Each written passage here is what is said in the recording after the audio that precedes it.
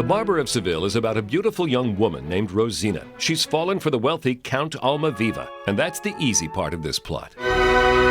Standing between Rosina and Almaviva is Rosina's guardian, Dr. Bartolo, a suspicious old man who wants to marry Rosina and claim her dowry. Now, none of these people is the Barber of Seville, but here he comes now. His name is Figaro. He's the one man who can get the Count and Rosina together. He's a barber, a servant, an ordinary guy, but smarter than everybody around him. No wonder we like him. He's just like us. Rosina and Almaviva have seen each other, but never been introduced. Almaviva wants the introduction, but he's afraid Rosina will love him only for his money, so he asks Figaro for help. Figaro's answer for everything? Wear a disguise. He must get a commission from Ricky's. He tells Almaviva to pretend to be a poor student named Lindoro. Below her balcony, Lindoro serenades Rosina. But you have to respect, because today he'd just send her a Spotify playlist and call it a day. Rosina is smitten and sings about Lindoro's sweet voice.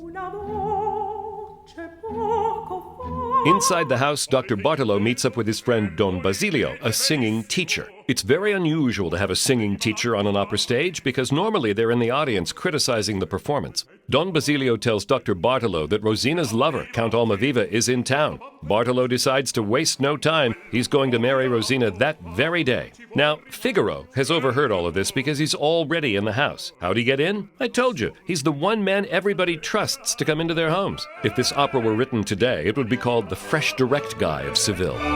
Figaro asks Rosina to write a letter to Lindoro, because getting letters mixed up is a terrific way to make a confusing situation worse, and confusion is what keeps this opera going. The first act concludes with Rosina meeting Count Almaviva, who she thinks is the poor student Lindoro, though he's now disguised as a drunken soldier who almost gets into a fight with Bartolo and Basilio. The noise attracts the local police, who arrest the drunken soldier until he tells them he's Almaviva, so they don't arrest him, which leaves everyone else confused, especially the audience. So if you understand the plot so far, you're way ahead of me.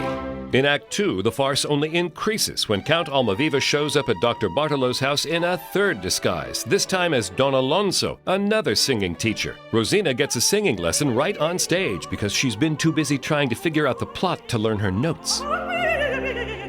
Figaro tries to give Dr. Bartolo a shave, with the audience hoping for a Sweeney Todd moment, just to reduce the number of characters they have to keep track of. There's also a thunderstorm, a stolen ladder, a thwarted escape, a bribe, a death threat, and, oh yes, the wedding of Rosina and Almaviva. The Barber of Seville is filled with beautiful music and incredible singing roles, but it's an unusual opera too, because the right people wind up together, and nobody dies. And that's not what we go to the opera for, but it is why we're telling you the plot now, so that when the curtain comes down with everybody happy, you'll be ready for the disappointment. And that's The Barber of Seville in 3 minutes.